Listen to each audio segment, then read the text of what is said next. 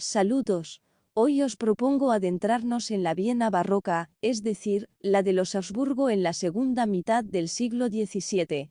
Así pues, la tradición de la etiqueta española en Viena se remonta a la época en que España estaba en su siglo de oro y los Habsburgo españoles nunca ponían el sol. Todo el mundo sabe que en los siglos XVI y XVII España marcó la pauta en la política, el comercio y la cultura europeas.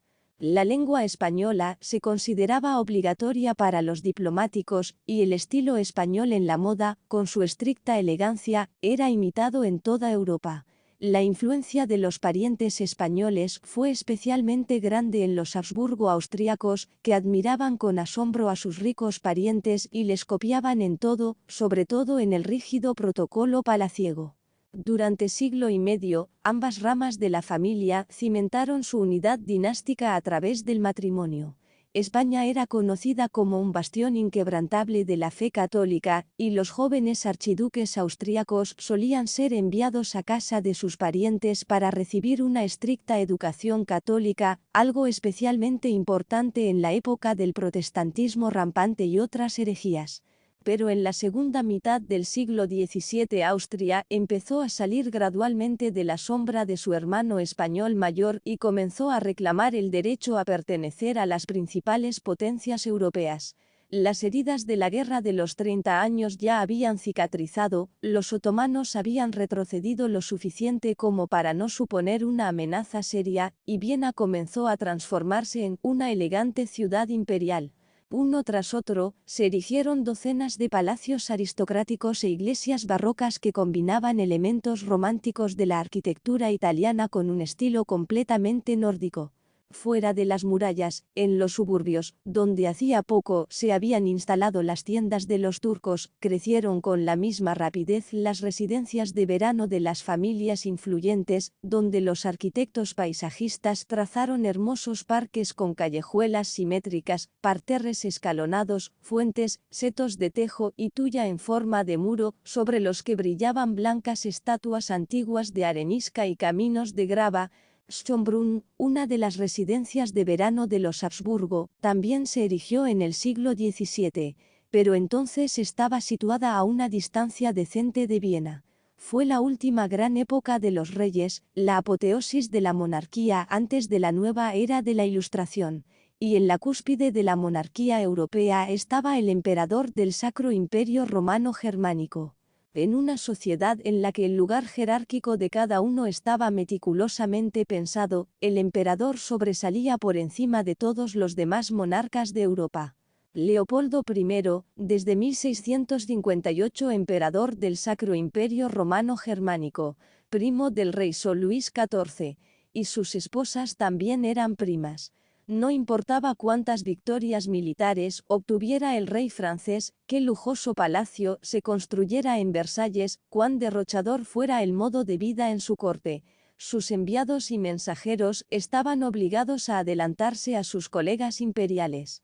Desde su más tierna infancia, los pequeños Habsburgo fueron instruidos en la sabiduría del protocolo palaciego, preparándolos cuidadosamente para los majestuosos papeles que iban a desempeñar en el futuro.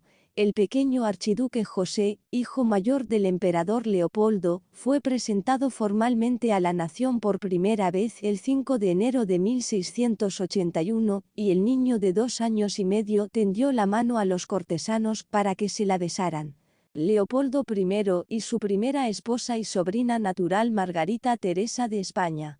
Fue la última vez que un Habsburgo austriaco se casó con una infanta española. Se trata, por cierto, de la misma muchacha de enormes vestidos de bastidor que nos mira desde los mundialmente famosos cuadros de Velázquez. En 21 años de su corta vida dio a luz a 4 hijos, de los que solo sobrevivió una hija. Los hijos herederos de Leopoldo solo nacieron de su tercera esposa, la princesa alemana Leonor de Neuburg. El emperador Leopoldo y sus hijos eran meticulosos en el cumplimiento de las normas de protocolo. El hecho de que Leopoldo se negara a quitarse el sombrero ante el hijo de Hans Sobieski, que había derrotado a los otomanos a las puertas de Viena, no se debía en absoluto a un desprecio o falta de respeto hacia este último, simplemente era el protocolo el que dictaba tal comportamiento.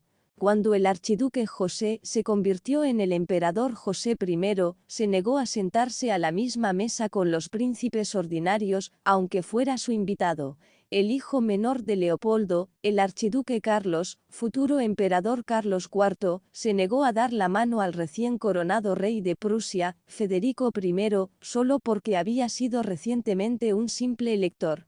Para una persona de fuera, todas estas sabidurías y politesse resultaban ajenas e incomprensibles. Todo el que se acercaba al emperador tenía que hacer una compleja triple reverencia con caída sobre una rodilla en una reverencia baja. Esta reverencia se llamaba reverencia española, y al abandonar al emperador, hacían lo mismo, retrocediendo simultáneamente. También era costumbre hacer una reverencia española cuando se mencionaba oficialmente el nombre del emperador. En 1687, el enviado ruso creó un problema diplomático al negarse a realizar la reverencia española delante del emperador, argumentando que solo se hacen 3 reverencias de cintura cuando se da gloria a la Santísima Trinidad. Delante de otros miembros de la familia imperial debían hacer la reverencia francesa, con una reverencia más baja. El protocolo lo prescribía todo. Cuántos pasos bajaba el emperador por la escalera barroca hacia un gobernante que venía a recibirle dependía del rango del visitante, en qué casos salía con la cabeza cubierta y en qué casos con la cabeza descubierta, qué palabras pronunciaba. Cuando en 1695 el príncipe elector Augusto de Sajonia llegó a Viena en visita oficial, el emperador Leopoldo y su hijo acudieron personalmente a recibir al alto huésped en el puente del Danubio. Bajaron del carruaje, cruzaron el puente exactamente 10 pasos, como prescribía el protocolo, y se detuvieron. Ahora el elector tenía que dar los 30 pasos restantes hacia ellos.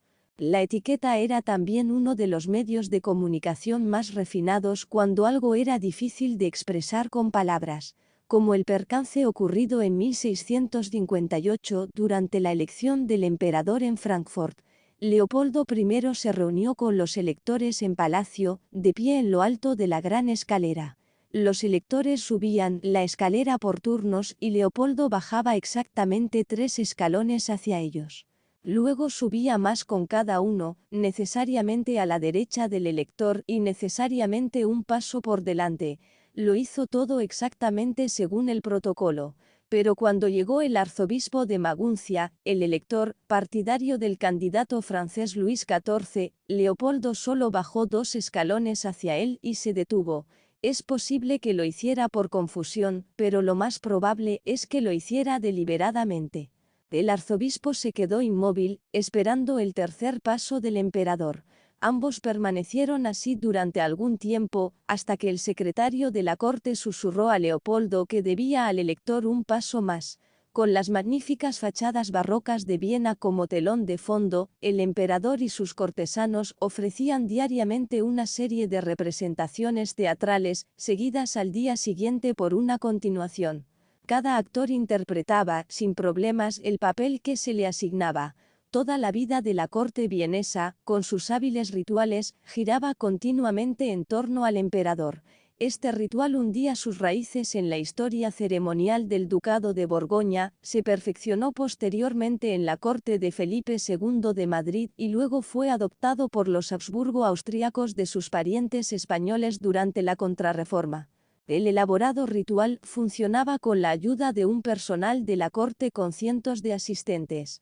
Además de los funcionarios de la corte, los oficiales de protocolo y el personal de palacio, todo un ejército invisible de artesanos vieneses, joyeros, barberos, sastres, costureras, armeros, herreros, confiteros, panaderos, fabricantes de carruajes, botoneros, fabricantes de pelucas, sombrereros, pintores y escultores, comerciantes, pirotécnicos y fabricantes de estufas, también ayudaban a llevar a cabo esta acción teatral diaria. toda la ciudad participaba en los preparativos del interminable espectáculo palaciego. Prácticamente todos los vieneses participaban de un modo u otro en el pastel de Hofburg, y de vez en cuando todos los ciudadanos podían echar un vistazo al inalcanzable lujo de cuento de hadas de los celestiales del palacio, o incluso, si tenían suerte, desempeñar un pequeño papel en la representación. A pesar de su baja estatura, su aspecto poco atractivo y la enorme peluca rizada que llevaba en la cabeza, el emperador Leopoldo sabía cómo impresionar. Un halo de elección divina y majestad real se cernía sobre él. Su aspecto y sus pasos estaban llenos de su propia superioridad. El emperador iba vestido a la moda española. Camisola negra bordada, medias rojas, zapatos y sombrero con plumas, una espada que nunca sacaba de su vaina. También todos los cortesanos iban vestidos según la costumbre española de negro. El negro era el color predominante en la indumentaria de la corte, símbolo de la firmeza de la fe católica. La cena se celebró en el dorado Salón Leopoldino de Hofburg, diseñado por el arquitecto italiano Burnacchini. Durante la cena, Leopoldo se sentaba solo a la mesa en una alta y lujosa silla bajo un dosel rojo dorado, y durante la comida solía intercambiar frases con bufones y pajes. Cada uno de los cortesanos podía observar la escena si lo deseaba. De guardia estaban los guardaespaldas, trabantes armados con alabardas. Los aristócratas, los enviados extranjeros y el nuncio papal inclinaron la cabeza mientras el copero de la corte se arrodillaba y vertía vino en la copa del emperador, que dio el primer sorbo. El emperador cenaba con el sombrero puesto, quitándoselo solo cuando el kaplan de la corte leía una oración o cuando la emperatriz, que cenaba a su lado, alzaba una copa a su salud. Los platos pasaban por 24 pares de manos antes de llegar al emperador. Durante la cena, según la etiqueta, solo la esposa podía sentarse a la misma mesa que el emperador. Tras la cena, permaneció sentado hasta que se hubo recogido la mesa y se colocó un mantel nuevo. Entonces el primer ayuda de cámara entregó a su majestad un cuenco de plata lleno de agua perfumada para que se lavara las manos, y el oberhofmeister le tendió una servilleta de la manera especial prescrita por el protocolo. La cena se celebraba en un ambiente menos formal, normalmente en los aposentos de la emperatriz. Allí se invitaba a los invitados, y la música, la conversación y las risas alegres hacían más distendido el ambiente de la velada. Las 12 damas de honor de la emperatriz, que vivían en la corte, servían los platos y los cuencos para lavarse las manos. Aunque el príncipe elector Augusto de Sajonia fue huésped de Hofburg durante 4 semanas en 1696, nunca tuvo la oportunidad de cenar con el emperador Leopoldo. Pero en la cena con la emperatriz se le permitió servir al emperador una servilleta como señal de honor especial. Por las noches había concierto, ópera o ballet, que también se celebraban con la más estricta observancia de la etiqueta. La pareja imperial se sentaba en un pedestal frente al escenario, en sillas de terciopelo rojo. 2 pajes abanicaban a sus majestades con sombrillas. Todos los demás se sentaron a lo lejos en sillas normales y se abanicaron a sí mismos. Los rituales y protocolos definían no solo los ciclos diarios y anuales de la vida cortesana, sino también los hitos más importantes de la vida del emperador. Bautizos, bodas, coronaciones y funerales eran ocasiones para representaciones grandiosas, en las que la teatralidad estaba inextricablemente unida a la vida real. La corte era a la vez actor y espectador. Los compositores componían música adecuada para la ocasión, los artistas y arquitectos creaban escenografías para óperas, celebraciones familiares, aniversarios, coronaciones y para el coche fúnebre en el que se transportaba el cuerpo del emperador en su último viaje. Con el emperador Carlos VI, último Habsburgo por línea masculina, las tradiciones españolas en la corte alcanzaron su apogeo, aunque su pretensión al trono español vacante fracasó. Su hija María Teresa comenzó a apartarse gradualmente de las tradiciones de sus antepasados e introdujo elementos de la etiqueta francesa en la corte. Y su hijo José II abolió el color negro oficial en la corte por considerarlo una reliquia arcaica del pasado. y en Europa José viajaba como un simple conde para evitar las intrusivas reglas del protocolo. Sin embargo, el protocolo de la corte vienesa siguió siendo el más rígido y conservador de Europa hasta la caída de la monarquía en 1918.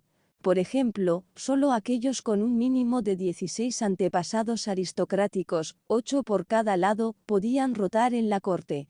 En Viena, quizás solo haya un recuerdo del pasado español de Austria, la Escuela Española de Equitación, en la que trabajan exclusivamente caballos lipizanos, descendientes de los caballos traídos de la península ibérica hace 500 años y considerados los mejores de Europa en los siglos XVI y XVII. Gracias por vernos.